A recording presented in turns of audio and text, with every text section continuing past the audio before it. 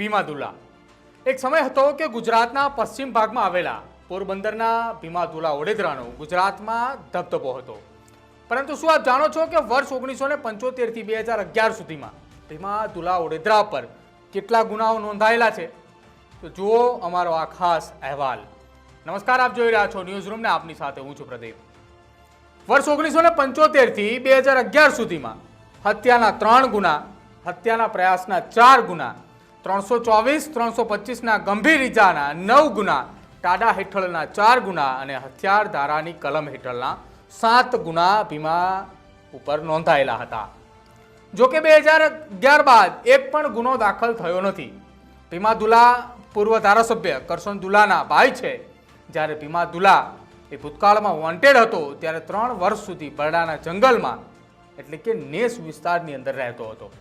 બાદમાં પોરબંદર પોલીસ સમક્ષ સરેન્ડર પણ કર્યું હતું અને જો કે પોરબંદર પોલીસ સમક્ષ જ્યારે તેને સરેન્ડર કર્યું હતું તે દરમિયાન તેને રાણાવાવ ડબલ મર્ડર કેસમાં સજા પણ થઈ હતી। ભીમાદુલા જેલમાં રહ્યો હતો અને હવે છેલ્લે વાત કરીએ કે ભીમાદુલા જેલની બહાર આવ્યા બાદ 2024 સુધી કેમ એક પણ ગુનો ન દાખલ થયો? પરંતુ વર્ષ 1975 થી 2011 સુધીની જો વાત કરવામાં આવે તો ભીમાદુલાની સામે 48 જેટલા ગુનાઓ નોંધાયેલા છે અને એ 48 ગુનાઓમાં કઈ કઈ કલમો હેઠળ ગુનાઓ દાખલ થાય છે, કયા વર્ષની અંદર ગુનો દાખલ થયો છે અને સાથે જ કયું પોલીસ સ્ટેશન વિસ્તાર છે। કેસ નંબર 1 વર્ષ 1975 બાગવદર પોલીસ સ્ટેશનની અંદર ગુનો દાખલ થાય છે, જેમાં આઈપીસીની કલમ 325 હેઠળ ગુનો દાખલ કરવામાં આવે છે। કેસ નંબર 2 વર્ષ 1977 બાગવદર પોલીસ સ્ટેશનની અંદર ગુનો દાખલ થાય છે અને આ વખતે ગુનાની અંદર કલમ આઈપીસીની 147, 148 અને 323 હેઠળ ગુનો દાખલ કરવામાં આવે છે। કેસ નંબર 3 વર્ષ 1978 બાગવદર પોલીસ સ્ટેશન, જેમાં આઈપીસીની કલમ 325 હેઠળ ગુનો દાખલ થાય છે। કેસ નંબર 4 વર્ષ 1969 અને એ પણ કેસ બાગવદર પોલીસ સ્ટેશનની અંદર દાખલ થાય છે, જેમાં આઈપીસીની કલમ 324 હેઠળ ગુનો દાખલ કરવામાં આવે છે। કેસ નંબર 5 વર્ષ 1980 જેમાં બાગવદર પોલીસ સ્ટેશનની અંદર ગુનો દાખલ કરવામાં આવે છે અને આઈપીસીની કલમ 324 હેઠળ આ ગુનો દાખલ થાય છે। ત્યારબાદ કેસ નંબર 6 વર્ષ 1980 બાગવદર પોલીસ સ્ટેશન અને જેમાં હવે દાખલ થાય છે હથિયાર ધારા કલમ 25(1)A ના મુજબ। કેસ નંબર 7 વર્ષ 1981 બાગવદર પોલીસ સ્ટેશન અને આઈપીસીની કલમ 325 હેઠળ ગુનો દાખલ કરવામાં આવે છે। કેસ નંબર 8 વર્ષ 1984 બાગવદર પોલીસ સ્ટેશન, આઈપીસીની કલમ 447 અને 323 હેઠળ ગુનો દાખલ કરવામાં આવે છે। કેસ નંબર 9 વર્ષ 1984 બાગવદર પોલીસ સ્ટેશન, આઈપીસીની કલમ 307 અને 397 હેઠળ ગુનો દાખલ કરવામાં આવે છે।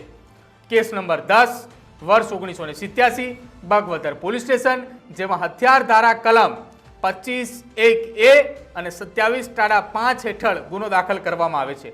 કેસ નંબર 11 વર્ષ 1990 બાગવદર પોલીસ સ્ટેશન, હથિયાર ધારા કલમ 1A હેઠળ ગુનો દાખલ કરવામાં આવે છે। કેસ નંબર 12 વર્ષ 1993 બાગવદર પોલીસ સ્ટેશનની અંદર હથિયાર ધારા કલમ 25(1)AB, AAA 29 સાથે જ ગુજરાત પોલીસ ટેક્ટ એટલે કે જીપીએ કલમ 135, ટાડા કલમ 3 અને 5 હેઠળ ગુનો દાખલ કરવામાં આવે છે।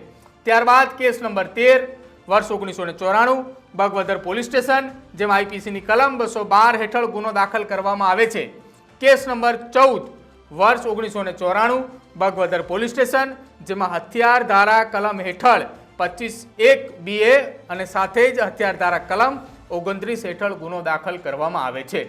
કેસ નંબર 15 વર્ષ 1995 બાગવદર પોલીસ સ્ટેશન, આઈપીસીની કલમ 506(1), એટ્રોસિટી કલમ 3(1) અને 10ની સાથે ગુનો દાખલ કરવામાં આવે છે। આ કેસના જે ગુનાઓ હતા, જે અત્યાર સુધી એક સાથે 15 ગુનાઓ એક બાદ એક નોંધાયા, તે બાગવદર પોલીસ સ્ટેશનની અંદર નોંધાયા। ત્યારબાદ કેસ નંબર 16 1980ની અંદર જે રાણાવાવ પોલીસ મથકે નોંધાયો, જેમાં આઈપીસીની કલમ 147, 148 અને 149। ત્યારબાદ કેસ નંબર 17 વર્ષ 1981 રાણાવાવ પોલીસ સ્ટેશન, આઈપીસીની કલમ 324 હતી। કેસ નંબર 18 જેમાં વર્ષ 1982 રાણાવાવ પોલીસ મથકે આ ગુનો દાખલ થયો હતો અને જેમાં હથિયાર ધારા કલમ 25(1)A હેઠળ ગુનો દાખલ થયો હતો। ત્યારબાદ કેસ નંબર 19 વર્ષ 1982 રાણાવાવ પોલીસ સ્ટેશન હથિયાર ધારા કલમ 25(1) હેઠળ ગુનો દાખલ થયો હતો। જો કે કેસ નંબર 20ની અંદર વર્ષ 1983ની અંદર રાણાવાવ પોલીસ સ્ટેશનની અંદર આઈપીસી કલમ 506(2) હેઠળ ગુનો દાખલ કરવામાં આવ્યો હતો। કેસ નંબર 21ની વાત કરીએ તો વર્ષ 1983ની અંદર રાણાવાવ પોલીસ સ્ટેશનની અંદર આઈપીસી કલમ 307 હેઠળ ગુનો દાખલ થયો હતો। કેસ નંબર 22 વર્ષ 1984 રાણાવાવ પોલીસ સ્ટેશનની અંદર આઈપીસીની કલમ 395 અને 397 હેઠળ ગુનો દાખલ કરવામાં આવ્યો હતો। કેસ નંબર 23 વર્ષ 1984 રાણાવાવ પોલીસ સ્ટેશન આઈપીસીની કલમ 302 અને 307 હેઠળ ગુનો દાખલ થયો હતો। કેસ નંબર 24 વર્ષ 1989 જે રાણાવાવ પોલીસ મથકે ગુનો દાખલ થયો હતો અને આ ગુનાની અંદર કલમો આઈપીસીની 323, 506(2) ઉપરાંત 114ની કલમ હેઠળ ગુનો દાખલ કરવામાં આવ્યો હતો। ત્યારબાદ વાત કરીએ કેસ નંબર 25 વર્ષ 1989 રાણાવાવ પોલીસ સ્ટેશન જેમાં કલમો હતી હથિયાર ધારા એક્ટ હેઠળ 25(1)(a) અને સાથે ટાડા કલમ 5 અંતર્ગત ગુનો દાખલ કરવામાં આવ્યો હતો। કેસ નંબર 26 વર્ષ 1989 રાણાવાવ પોલીસ સ્ટેશન મથકની અંદર હથિયાર ધારા કલમ 25(1)(a) અને ટાડા કલમ 5 અંતર્ગત ગુનો દાખલ કરવામાં આવ્યો। કેસ નંબર 27 વર્ષ 1989 રાણાવાવ પોલીસ સ્ટેશન અને હથિયાર ધારા કલમ અંતર્ગત આમાં પણ કલમ 25(1)(a) અને ટાડા 5 હેઠળ ગુનો દાખલ કરવામાં આવ્યો। કેસ નંબર 28 વર્ષ 1989 રાણાવાવ પોલીસ સ્ટેશન અને આઈપીસીની કલમ 307, 147, 148, 149, 325, 326, 34 અને હથિયાર ધારા કલમ 25(1)(a) હેઠળ ગુનો દાખલ કરવામાં આવ્યો હતો। કેસ નંબર 29 વર્ષ 1991 રાણાવાવ પોલીસ મથક આઈપીસીની કલમ 436, 114 હેઠળ ગુનો દાખલ થયો હતો। કેસ નંબર 30 વર્ષ 1991 રાણાવાવ પોલીસ સ્ટેશન અને આઈપીસીની કલમ 143, 506(2) અને 114 હેઠળ ગુનો દાખલ કરવામાં આવ્યો હતો। હવે કેસ નંબર 31 વર્ષ 1995 રાણાવાવ પોલીસ સ્ટેશન મથક જેમાં આઈપીસીની કલમ 323, 506(2), 114, 427 અને હવે નવો કાયદો એક્ટ થયો છે જે નવી કલમ એડ થઈ છે બોમ્બે પોલીસ એક્ટ કલમ 135। ત્યારબાદ કેસ નંબર 32 વર્ષ 1996 ભાણવડ પોલીસ સ્ટેશન મથકે ગુનો દાખલ થાય છે આઈપીસીની કલમ 143, 147, 148, 149, 307, 323, 324 અને હથિયાર ધારા કલમ 135 અંતર્ગત ગુનો દાખલ થાય છે। કેસ નંબર 33 વર્ષ 1996 જામજોધપુર પોલીસ મથકે આ ગુનો દાખલ થાય છે અને આ ગુનામાં કલમ આઈપીસીની કલમ 369, 447 અને 114 હેઠળ ગુનો દાખલ કરવામાં આવે છે। કેસ નંબર 34 વર્ષ 1997 રાણાવાવ પોલીસ મથકે ગુનો દાખલ કરવામાં આવે છે જેમાં હથિયાર ધારા કલમ 25(1)(a) હેઠળ ગુનો દાખલ કરવામાં આવે છે। ત્યારબાદ કેસ નંબર 35 વર્ષ 1999 બગવદર પોલીસ સ્ટેશને ગુનો દાખલ થાય છે કલમ લાગે છે આઈપીસીની 324, 323 અને બોમ્બે પોલીસ એક્ટ હેઠળ 135ની કલમો લગાડીને ગુનો દાખલ કરવામાં આવે છે।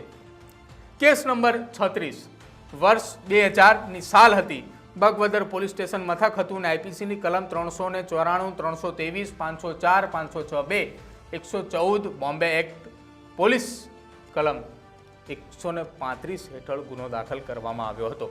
હવે કેસ નંબર 37ની વાત કરીએ વર્ષ 2000ની અંદર આ ગુનો દાખલ થયો હતો જામખંભાળિયા પોલીસ સ્ટેશન હતું અને આમાં કલમો લગાવવામાં આવી હતી હથિયાર ધારા કલમ 25(1)(a), 25(1)(a) અને 25(1)(ab)ની કલમો જે છે તે દાખલ કરવામાં આવી હતી। ત્યારબાદ કેસ નંબર 38 વર્ષ 2000ની અંદર જ દાખલ થયો હતો અને આ કેસ બગવદર પોલીસ મથકે દાખલ કરવામાં આવ્યો હતો કે જ્યાં હથિયાર ધારા કલમ 25(1)(b) બોમ્બે પોલીસ એક્ટની કલમ 135 હેઠળ ગુનો દાખલ કરવામાં આવ્યો હતો।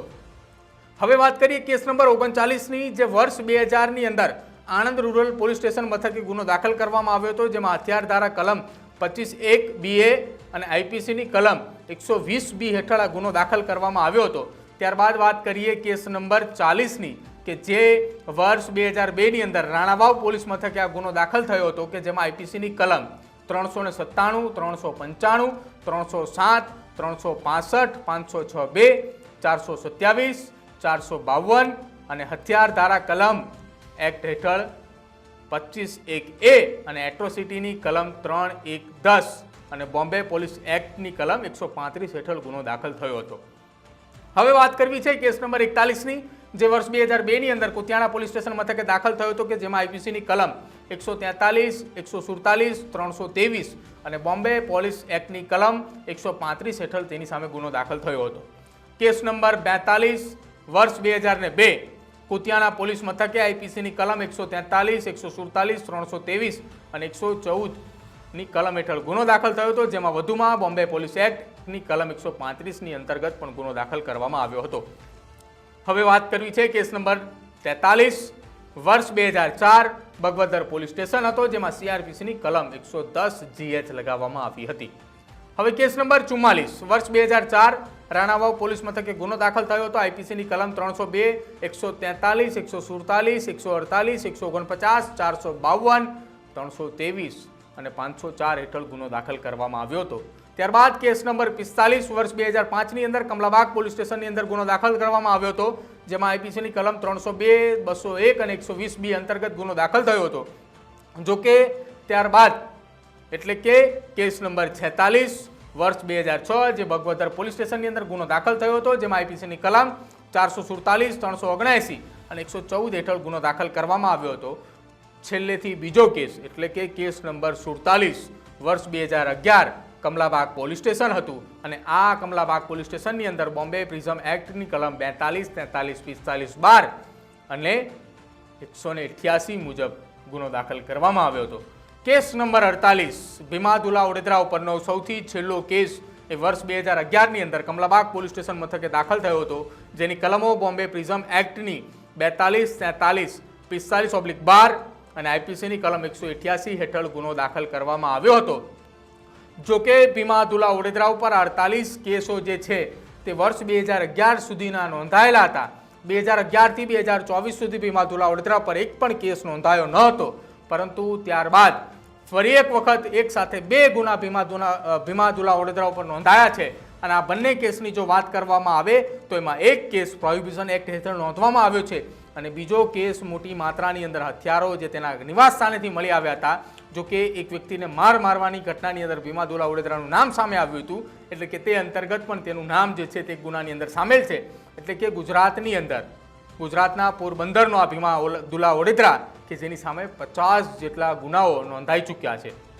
આપનું શું માનવું છે અને કેવો લાગ્યો આપને અમારો આ અહેવાલ એ અમારી કોમેન્ટ સેક્શનની અંદર જરૂર જણાવજો. અમારી ચેનલ ન્યૂઝ રૂમને આપ આજે જ લાઈક કરજો, શેર કરજો અને સબસ્ક્રાઈબ કરજો.